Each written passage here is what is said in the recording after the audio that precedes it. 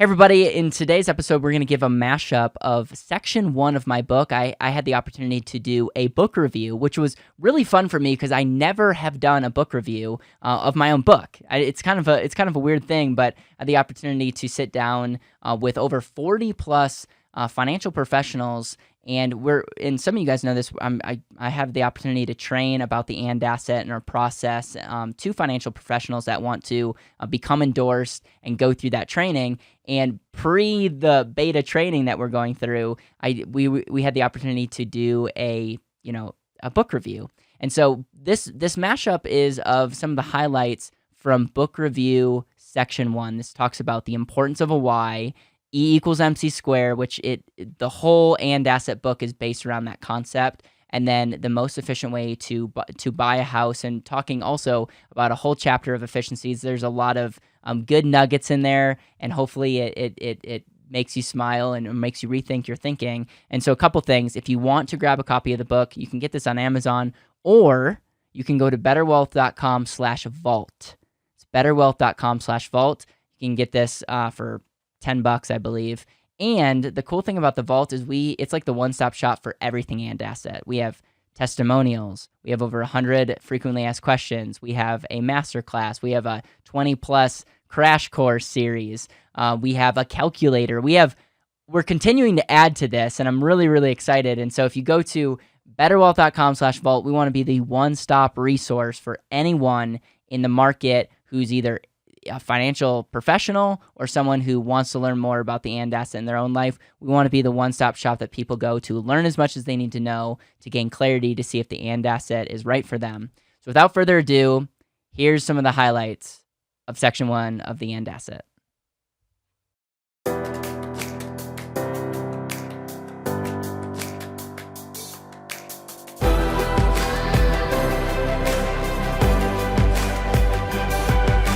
This is Better Wealth with Caleb Guilliams.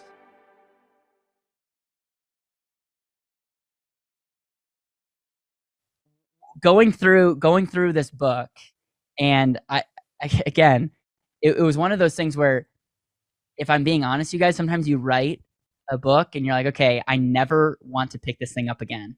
Like it's cringy, and there are moments, if I'm being frank, like I'm reviewing this and saying, okay, in 2.0, it's not. I'm going to say it a little different, or I'm going to do so. It's really interesting, but overall, I am so grateful that financial freedom was this concept that it is very attainable, and we have to have an understanding of what does financial freedom even mean. And when we were going through the financial freedom piece, it was like, okay, number one, what does Robert Kiyosaki talk about as financial freedom? Like, what is the goal? Like, what do people really want? And if you guys remember, in Dallas, I'm talking about cash flow and the importance of cash flow. And the reality is, you could be a billionaire, and if you don't have cash flow, I'm sorry, you're not financially free, because at the end of the day, last I checked, you can't go out to eat on a future promise. You can't pay your mortgage on a IOU. You need money. And so when it comes to those things, like, cash flow is king. And so financial freedom is based around cash flow coming in and just like ultimately being able to finance our life. Robert Kiyosaki is noted for his famous equation of saying, you are financially independent when you have enough passive income. I don't love the word passive income. We can talk about that later. But when you have money coming in that you don't have to work, you have money coming in that finances your lifestyle, finances your expenses. And I don't know about you, but for me, that was like, okay, that is super, like, that's something that's attainable. That's attainable. I will also want you guys to know that the and asset is at the most efficient place to be able to make that happen for people. It's the foundational asset to make that dream a reality. And just embed that in your head. And if you're taking notes, that's something to write down. And so when we talk about the financial freedom aspect, that's just very, very key.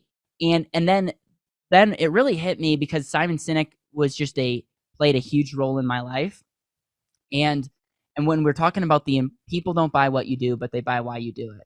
And people don't even care how we do this. Like, we care about the how, like how the sausage is made, because understanding the how makes us better communicators. But at the end of the day, our clients don't care what or how. Like, we think they care, like, oh, whole life.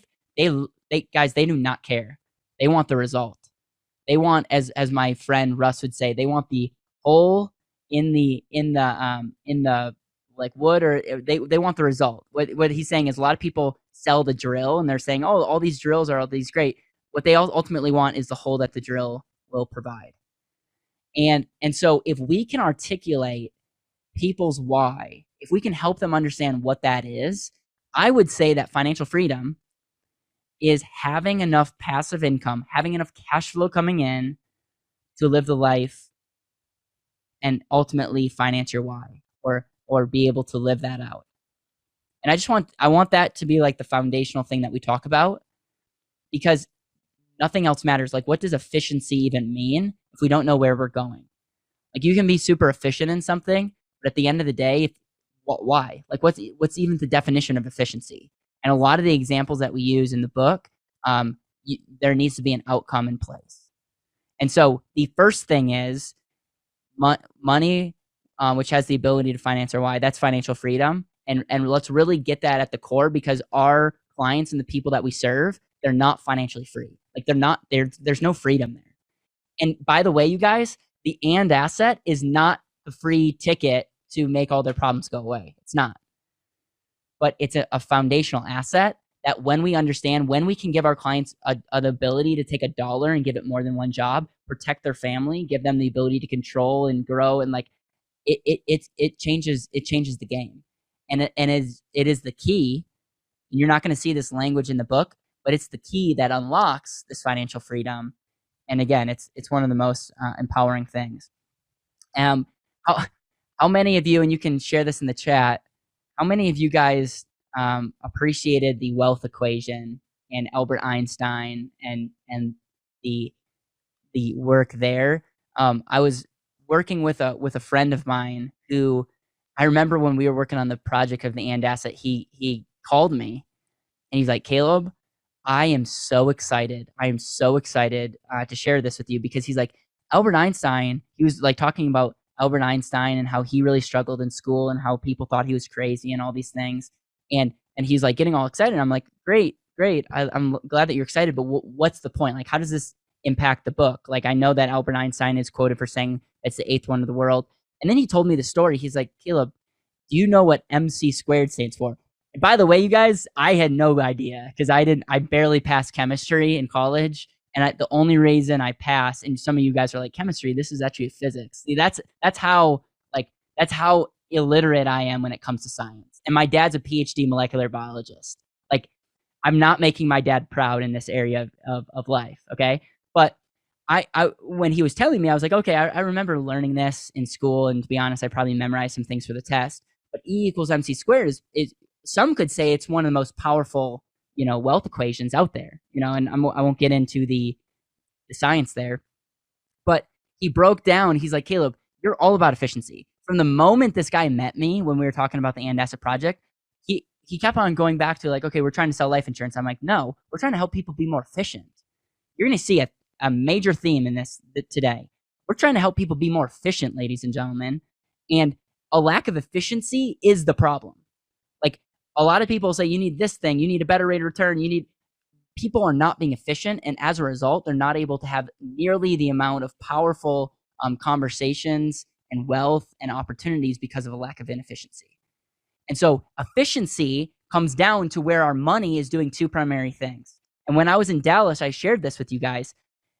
It's really when our money is doing two things: when we're able to control it and when we're able to compound it.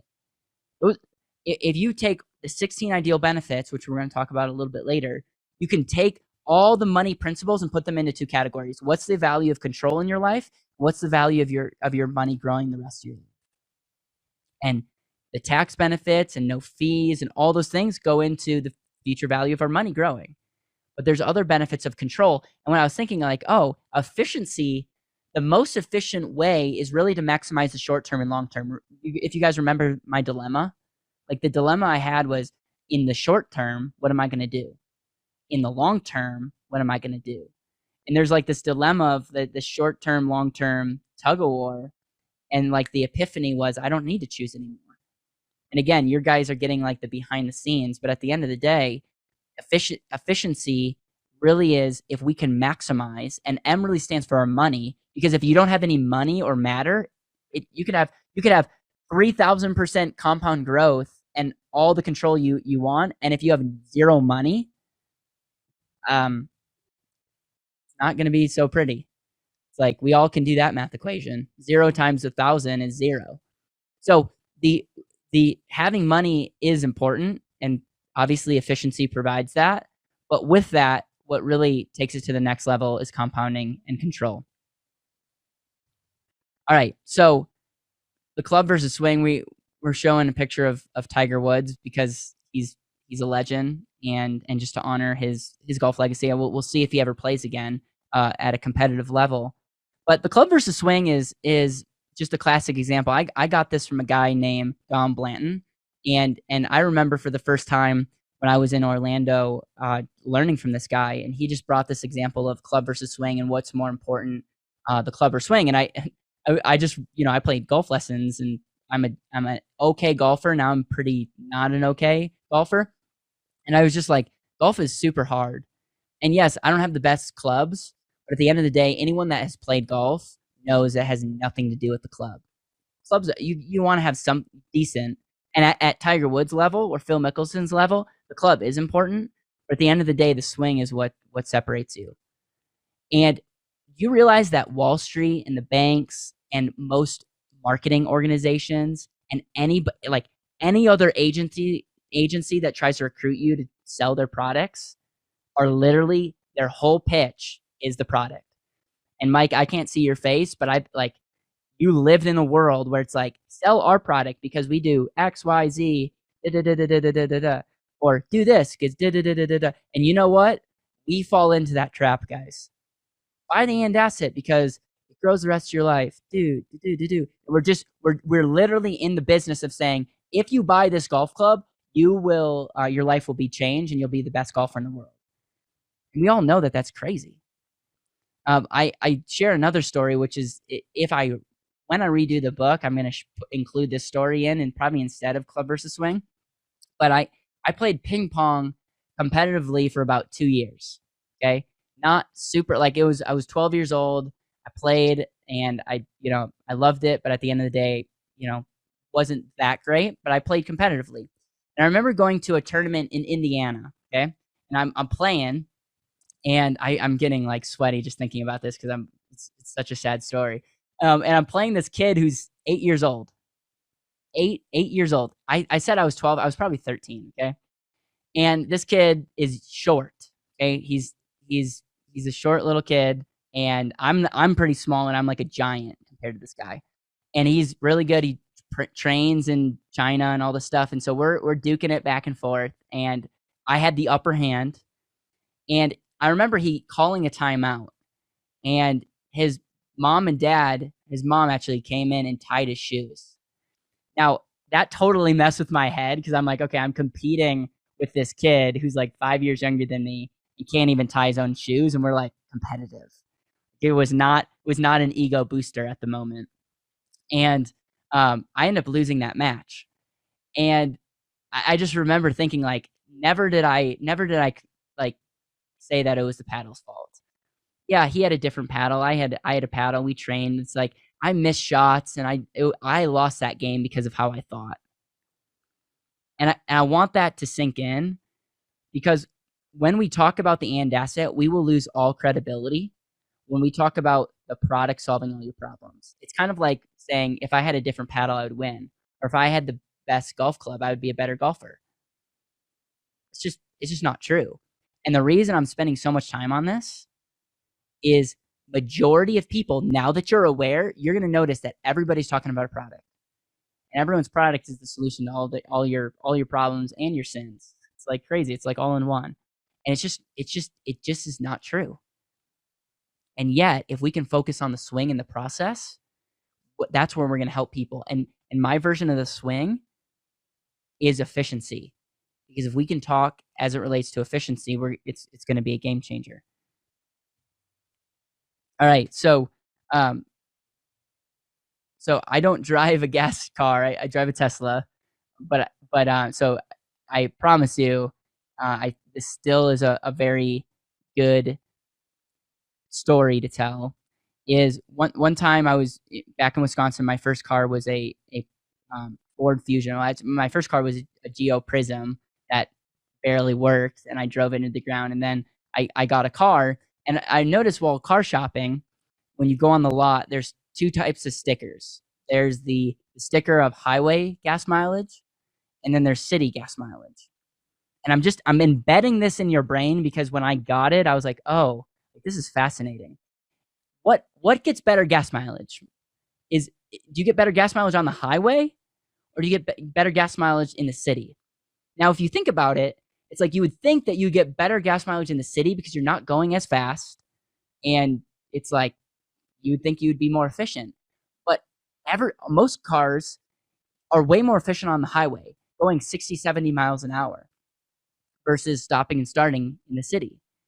And notice my language, stopping and starting. What do you do in the city? You stop at a light. Then you start back up. You like hit the gas, stop and start, stop and start. Think about what most people are doing with their money. Most people are trying to get from California to New York, and instead of hitting the highway, they're hitting every back road and every city and stopping and starting. And stopping and starting could be an example of paying cash for a car. Stopping and starting could be an example of losing money to fees. Stopping and starting could be, going all in on Bitcoin when you don't really understand it and losing your shirt. Stopping and starting could be super unclear on what you want to accomplish. Stopping and starting, like majority of inefficiencies is when we're stopping and starting with momentum. And one of my favorite ways to think about the and asset is we can create a foundational asset that eliminates stopping and starting.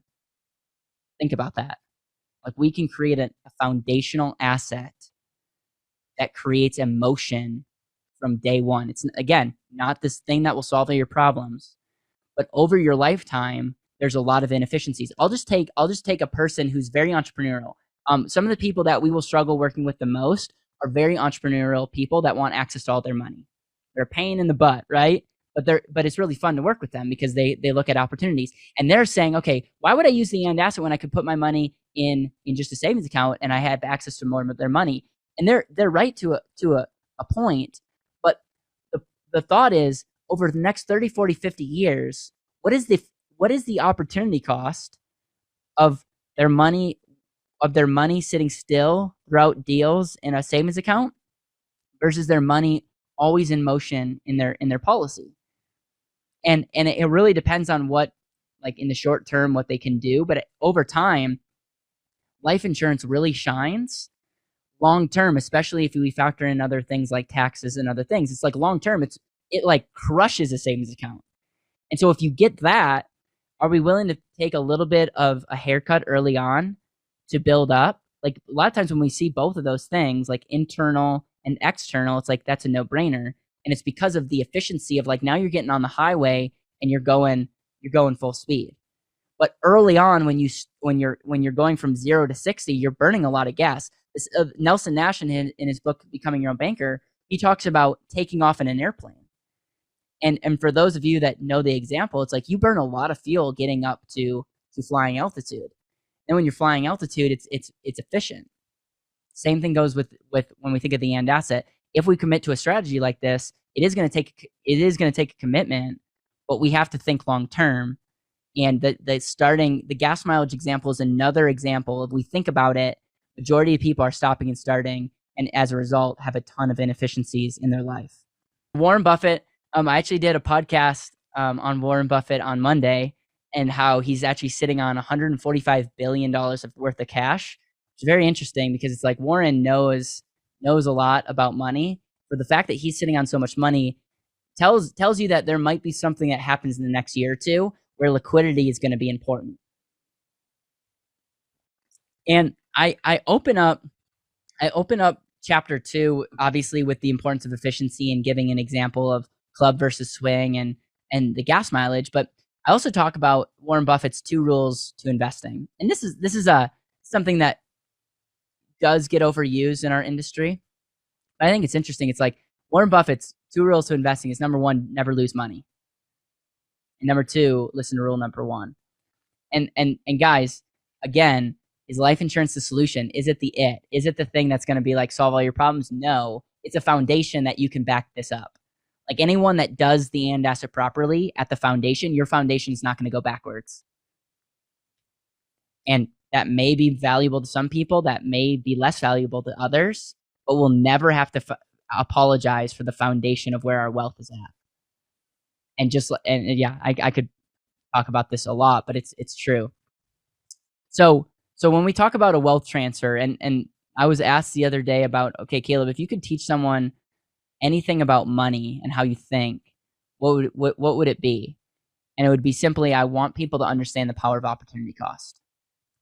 I want people to understand the power of opportunity cost. And when I think of opportunity cost, I think of a short term and a long term. When I think of a wealth transfer, and I also learned this from Don Blanton, he was the one that pointed this out to me. When I think of a wealth transfer, I think of the initial dollar that's lost. Okay? So a wealth transfer, if we're just role playing here, Mariah, a wealth transfer is if I go and spend $100 on anything unnecessary, I am transferring that $100 away, and I'm never going to see that again. That's the wealth transfer. And again, you could be like, okay, we could, make fun of people like David Bach and all these people that are like, don't buy lattes and all this stuff. I think they are in the scarcity minded. Like I'm never going to go up and say the way to wealth is not to buy a latte. It's like to make Folgers coffee. Okay. I'm never going to say that. But what's interesting is they talk about the latte effect and all that. And they look at, all this money that's being transferred. But then if you look out over your lifetime, what's the true cost of that? If you want to look like a genius to people that you serve, teach them this, because they don't think about it. We don't have an understanding in our brains when it comes to money, the long-term consequences of our decisions today. My dad wrote the book, The Original Prescription. It was one of his first books on health. For those of you that don't know who my dad is, he's a molecular biologist, PhD, and writes a lot about natural medicine and all this stuff. His first book was on health and just more of a holistic way to think about your life. And he just pretty much talks about this ripple effect on decisions you make today, not getting enough sleep, eating, and all this stuff. And I can't see Mike, but I know we're on the same wavelength here. Every decision you make today will have future ripple effects on you and your future kids, which is crazy. And so he talks a lot about that. And it's like, we just have a hard time grasping that. When it comes to our money, we have a hard time grasping, number one, the wealth transfer, but more importantly, the opportunity cost of that. And this is one update I would make to my book. When I talk about opportunity costs, I would very much hone in and talk about the control and compounded value of our money. So giving up $100 today, you're not just giving up that $100, but you're giving up what that $100 could be worth if you could control that and if it could compound. Why can we say both? Because we have a solution to give dollars more than one job. And as a result, we can have that dialogue with people. And so one of the quotes that we took out from this book is, anytime you lose a dollar, you don't just lose that dollar, but you lose what that dollar could have earned the rest of your life. Write that down, understand that, and teach people that, because at the end of the day, the and asset is not the sexy solution, but it is that thing that allows us to maximize the quote unquote lost opportunity costs that our clients are experiencing. Think about this, guys. Opportunity cost. You guys, by watching me live, have consequences, and you're not able to be with your kids' baseball game. You're not able to watch TV. You're not able to watch other people on YouTube. You're not able to meet with people. There's a cost to being on here. And so on a whole nother level, we could talk about being very careful with your time, because it's the greatest asset, and our money is just an extension of who we are. And again, just understanding that every decision we have consequences. And we're going to talk about average versus actual, and how many of you, like, this is a profound thing that you learned of, like, okay, I get this, but like, this is when I tell people this, it's like, it's mind blowing. And I want to go back to just understanding where this all comes from, because we can teach you concepts, but in a vacuum, it's not very powerful. But remember, club versus swing. We're talking about process now. Remember, gas mileage, city versus highway. Remember, Warren Buffett, never lose a dollar. Remember, when you lose a dollar, what is the true effect of that? When you lose a dollar, you don't just lose that dollar, but you lose it. That dollar could have earned you the rest of your life. Like, all this stuff is compounding. Okay. Now, average versus actual should make a lot of sense within that. We talk to people and we think they understand it, but a lot of times it's like stemming. We have to draw it conclusions from bigger principles. And the average versus actual is just very simple. Losses to your account affects you far greater than gains if you're not adding additional money. What do I mean? The only reason this is not true is if you add another variable to the equation and you do what's called dollar cost averaging. And like, let's say the market drops and then you put a bunch of money in and buy at a discount.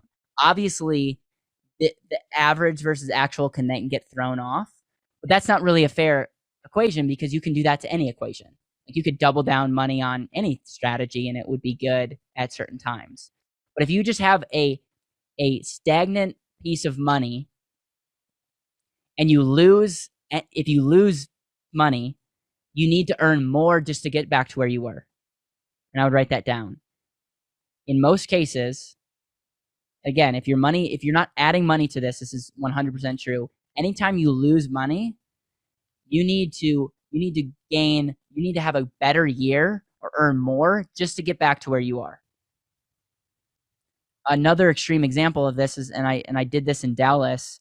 If you had $100 and you made 100% of your money, again, will this ever happen? Probably not. But it's just an extreme example. It's like the penny example. Your $100 now becomes $200. Now you lose 50% of it. Your $200 goes back down to $100. You average 25% on your money, because if we take it 50% divided by 2 is 25%. That's how you do averages. The actual rate of return is 0. Another example of this is just to show different areas. Like, if you lose 12%, what you need. If you lose different percentages, it is pretty wild. And again, why does this make sense? It's because when we lose money, we lose our this is not really politically correct thing to say, but we lose the servants. We lose our little workers that could be working for us. If we think of money like the richest man in Babylon, if we think of our money being, our employees that are working for us, it changes the game. We talk about losses and fees and taxes. It's all the same thing. Now, here's what's really cool is when we help people, when we're positioning this with people, they have to see us as the wealth efficiency. Like, we all have to be about wealth efficiency. So anytime you lose money to losses, you're gonna get crushed. Anytime you lose your money to fees, you're gonna get crushed. Anytime you lose your money to taxes, you're gonna get crushed. So if we can help our clients pay less money to taxes, what are we indirectly doing for them? Especially if we understand the opportunity cost. If I help my client save $10,000 on taxes, I'm putting hundreds of thousands of dollars back in that person's pocket the rest of their life. Taxes now and in the future. You see where all this stuff stems from. And so a lot of times we got to be careful. We can't give tax advice when we're working with someone. We can't give investment advice if we're not licensed to do so. But we can start asking questions, and we can start helping people understand that efficiency means everything, your whole picture. And if you're being inefficient in certain areas, it's an example of you having a bucket and having a bunch of holes in it. And you might be focused on trying to pour in more water, but at the end of the day, the holes are just going to get larger. And through inefficiencies, we're just not going to have. You might have more water if you just pour in a bunch of water, but it's gonna diminish because of inefficiencies. And in chapter 2, I talk a lot about losses and taxes and fees, and people that are critical of the book, they say, Caleb, you just go on and on and on. Like, we get the point. I do it because I'm not the brightest person, and I needed to hear it 10 times, because we will be so tempted to go back to the product. So many of you probably struggle because you're like, it made so much sense when Caleb was talking, and then I go talk to people and they're like, why would I care about whole life insurance? It has nothing to do with whole life insurance. It has everything to do with efficiency. It has everything to do with efficiency. The last thing that I want to point out, and this is really strategic, because one of the things that we have through the and asset was we have the ability to utilize capital without hurting uninterrupted lifetime growth.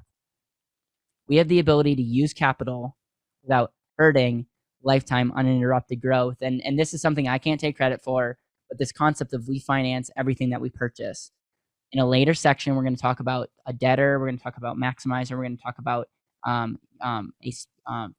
debtor, saver, and maximizer, and talk about this concept.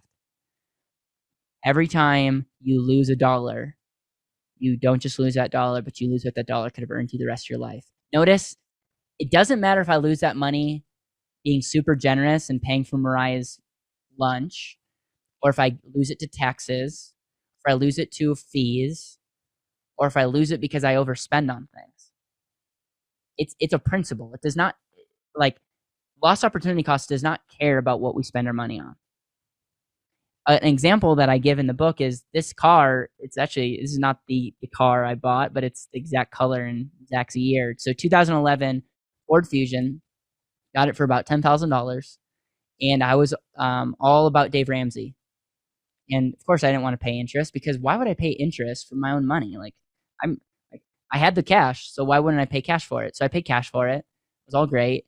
And I started learning this concept of we finance everything that we purchase. Being like a devout Dave Ramsey, you have to understand that this offended me. So I'm like, that's not true. I don't finance everything that I purchase. Like, I paid cash. And then someone pointed out to me, yes, Caleb, you paid cash, but you have that money no longer in your control, and it's never able to grow for you ever again. Do the math on that. What's 50 years of not compounding your money? It's more than $10,000. It's hundreds of thousands of dollars. And so again, there's no such thing as a free lunch. That's what this slide should be. There's no such thing as a free lunch. This is important because it makes us better. And again, Debbie and I had a really good conversation in Dallas about this.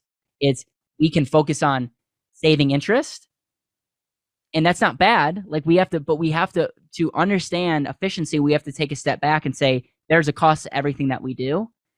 And the only way to do this is to factor in what does control, what do we value in control, and what do we value in long-term growth. And if we understand those two things, you can make every decision becomes crystal clear if you can measure those two things. And by the way, you can't, because there's no way we know what the value of control is. There's no way we know what the true value of compounding is. So it's impossible to know exactly what's going on, because we don't know what tomorrow brings. But I want to create the most efficient strategy that gives me the most amount of options, that gives me the least amount of ways to fail. What we're essentially doing is try to create the most amount of certainty for our clients. And so again, this is key, because this is a conversation builder. This whole first 3 chapters open up the door. Like, every one of these slides you start talking to people about, they're like, wow, you taught me something about average versus actual. Never thought of that. We finance everything that we purchase. I understand that. Like, people won't understand when you say we finance everything that we purchase. You just say that, no one's going to understand. When you show them, like when you walk it through, they're going to tie every other money decision back to you, because you were the one that showed them something super profound. The club versus swing, you guys can make fun of me about ping pong. Okay.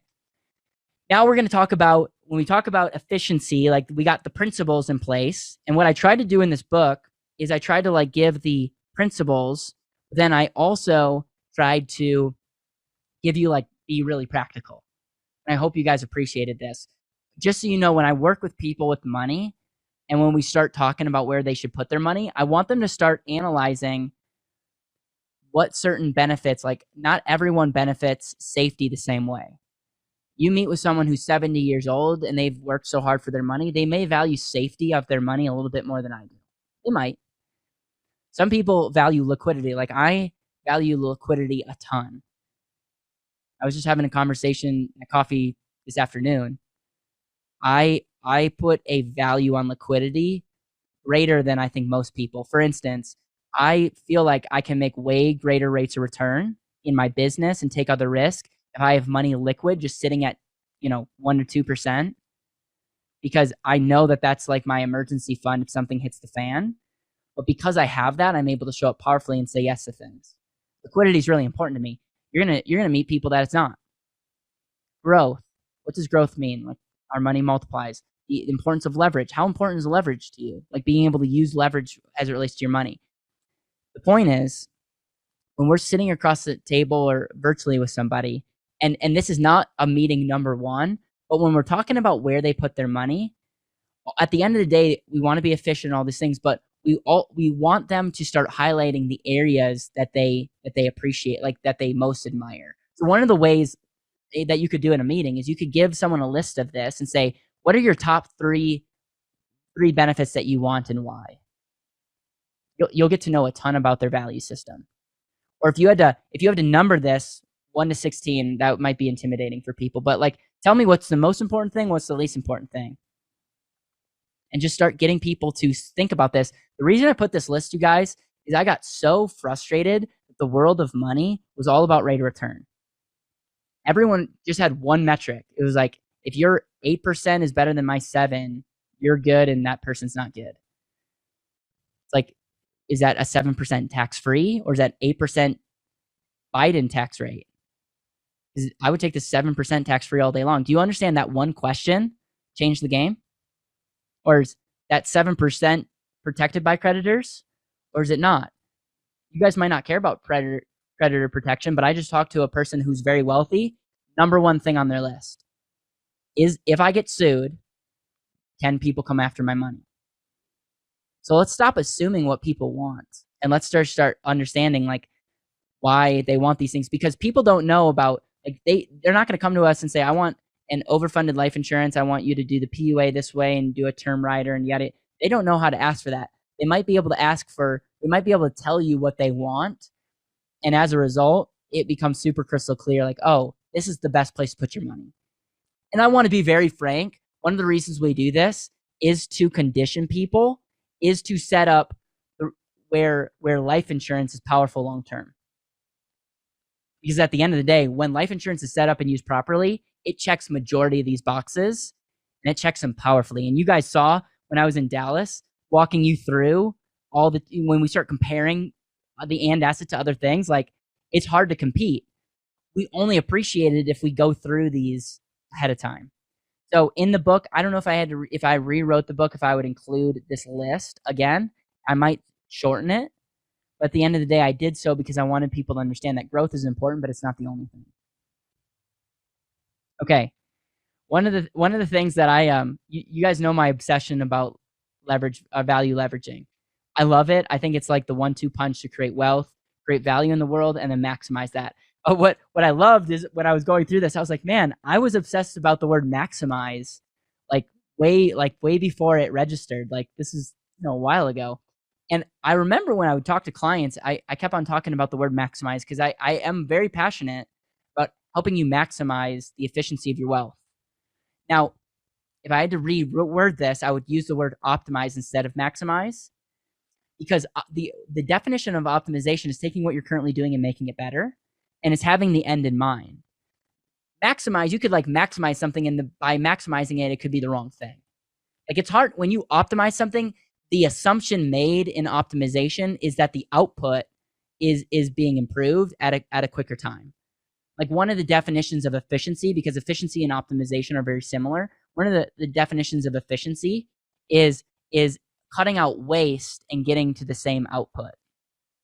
I think of optimization the same way, but I just got really passionate about maximize. And what was interesting is when I was rereading section 1, I was like, maximize, one of the definitions for leverage is to maximize something.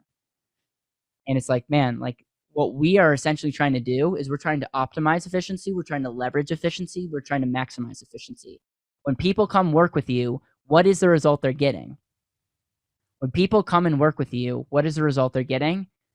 I hope you're helping them maximize the efficiency of their life. If you're able to do that, you will have a line outside the door.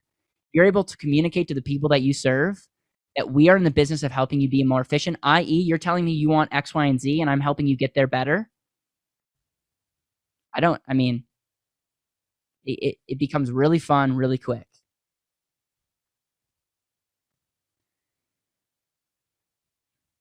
This example is something that when I first started, I would end all my talks with. And it's this example of summarizing the whole picture. Is I find that a lot of people, might know where they want to go, especially if they meet with me. We spend a lot of time on the why. Why is this important? Like, let's get crystal clear on your ROR statement. So they know where they want to go. That's half the battle. A lot of our clients and the people that we serve don't know that. And it's so valuable if we could be the person tied to helping them have an epiphany about their life. They're going to have a whole new appreciation for us that is just incredible. So knowing the destination is super important. You can't be efficient if you don't know where you're going. You can't help someone optimize if you don't know where you're going. It's impossible, because part of the definition of efficiency and optimization is having the end in mind. You got to be efficient towards something. Another example of people being inefficient is people might know where they want to go, but the way that they're handling their money, they are literally someone that has one foot on the gas and one foot at the brake at the same time. There was one time when I started driving that I did this because I was new, and it was the worst feeling. Like, it was a horrible feeling. For those of you that have kids that are driving or have experienced it, it's just not natural, and it's a horrible thing. That's why we're taught to drive with one foot.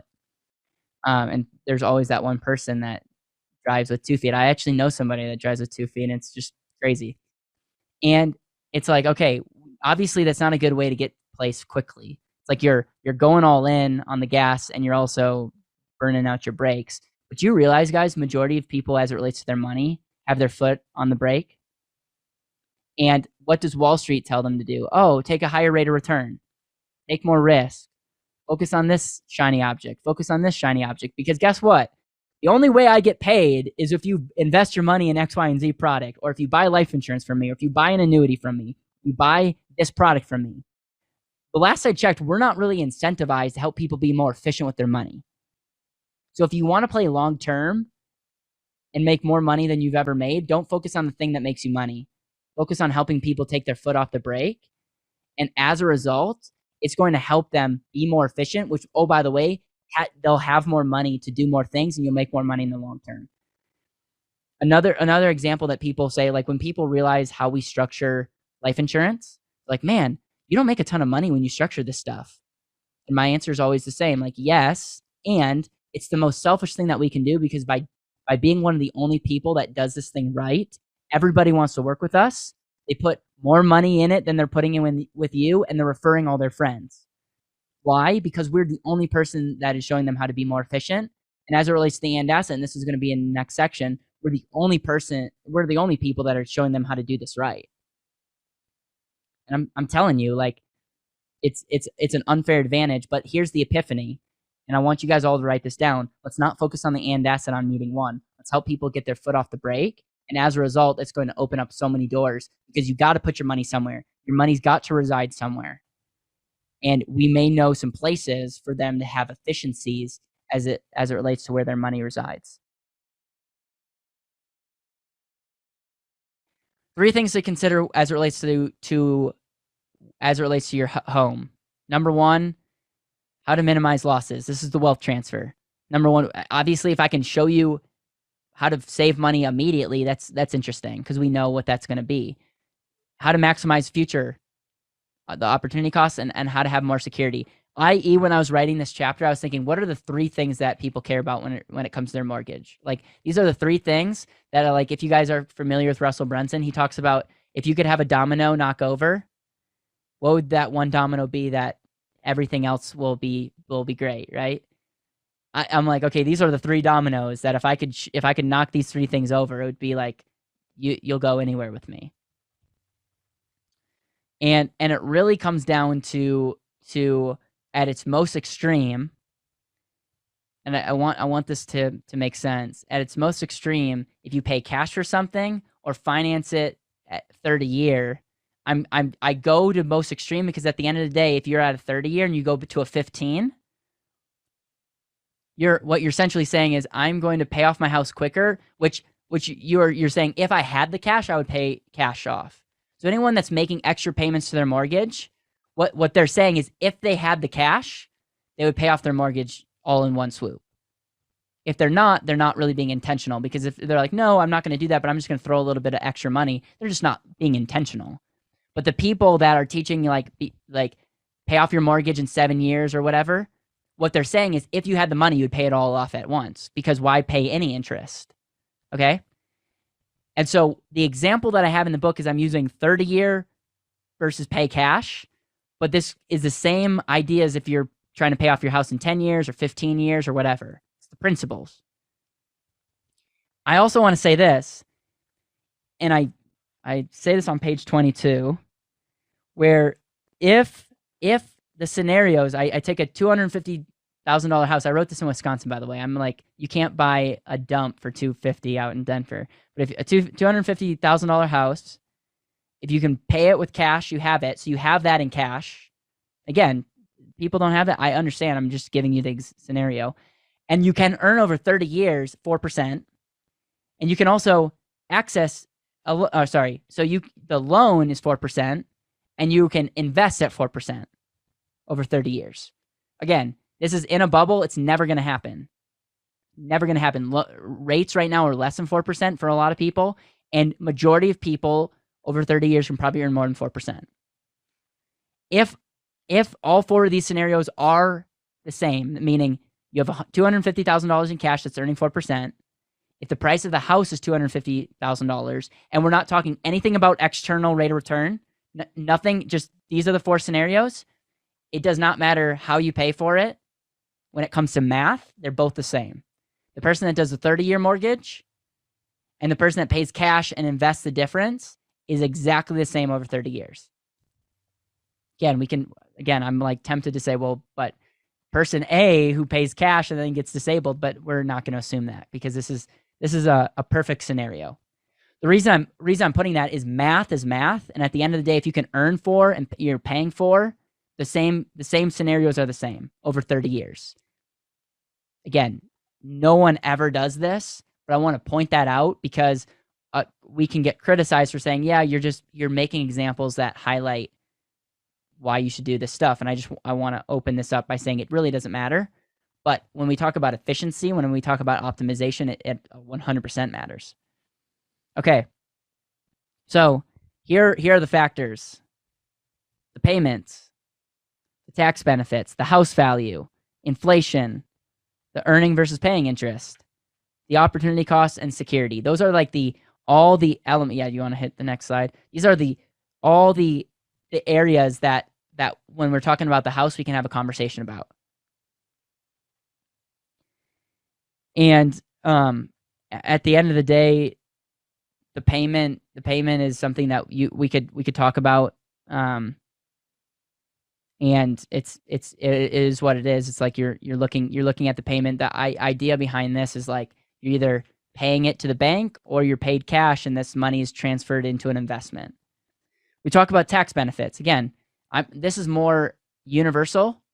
Is there any tax benefits for paying your house off all at once?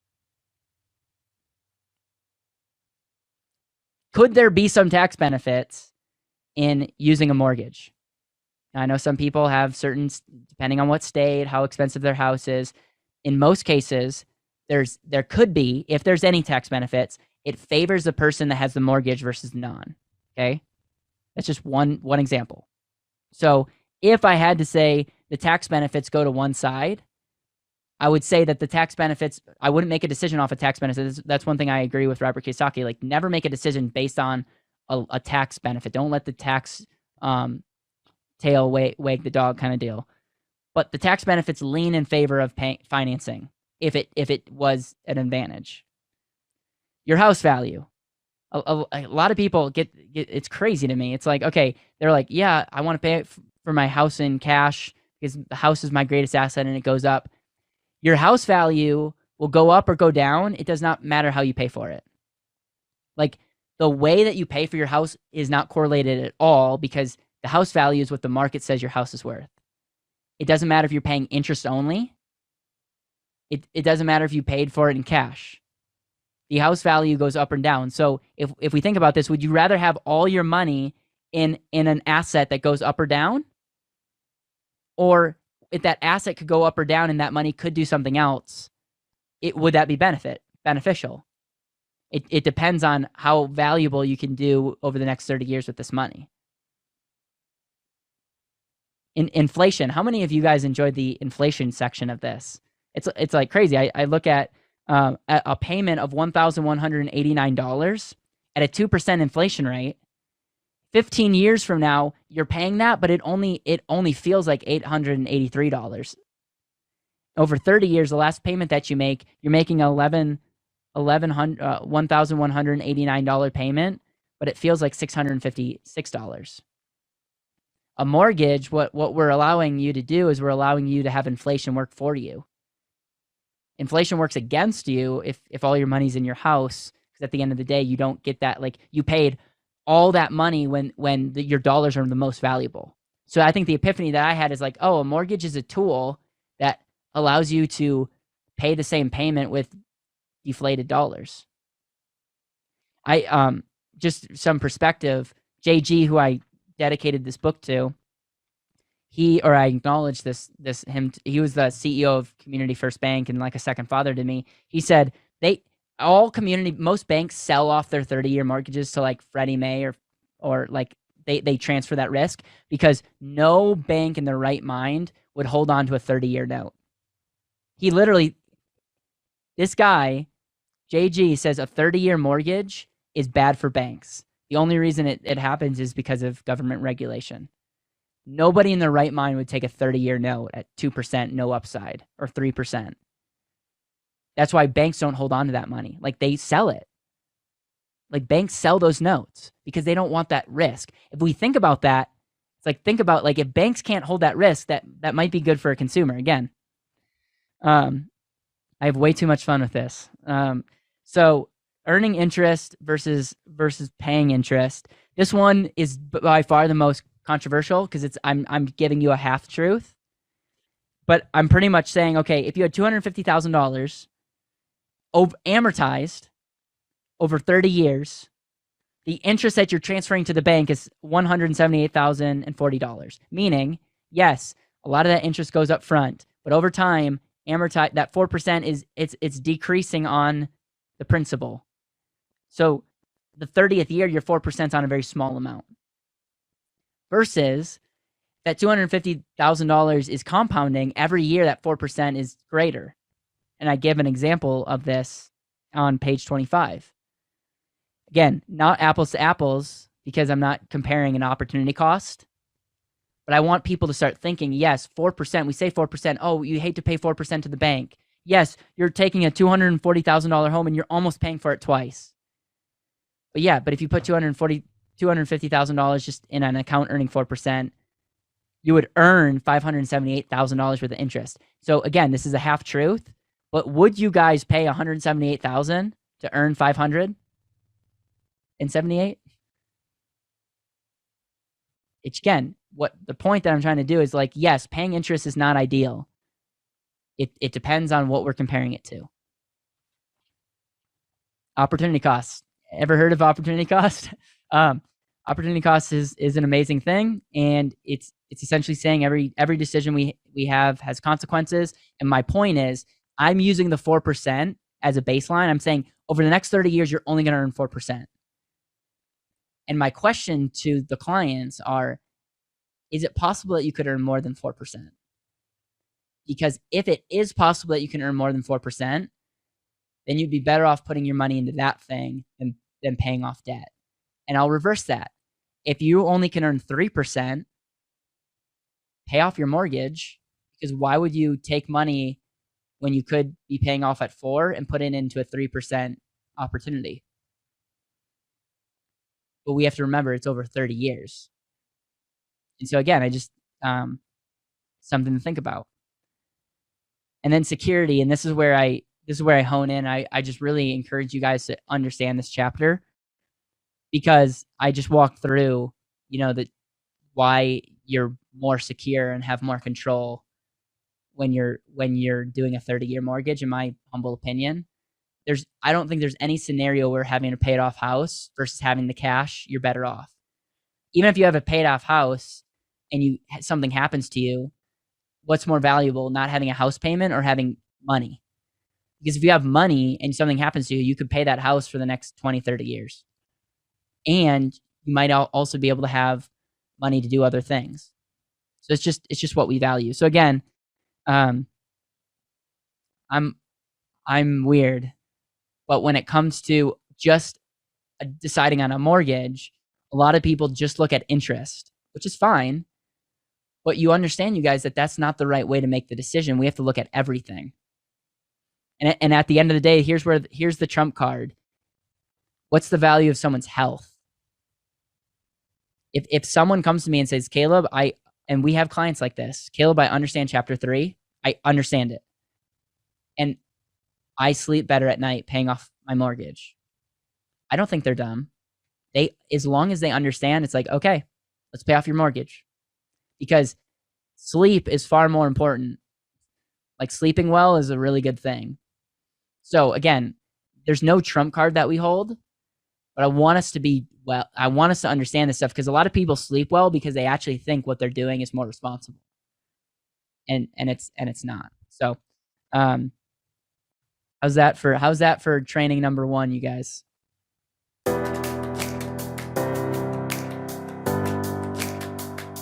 Thank you so much for listening to the BetterWealth podcast. It would mean the world to me if you could hit subscribe, leave a review, and share this with the people that you know and love.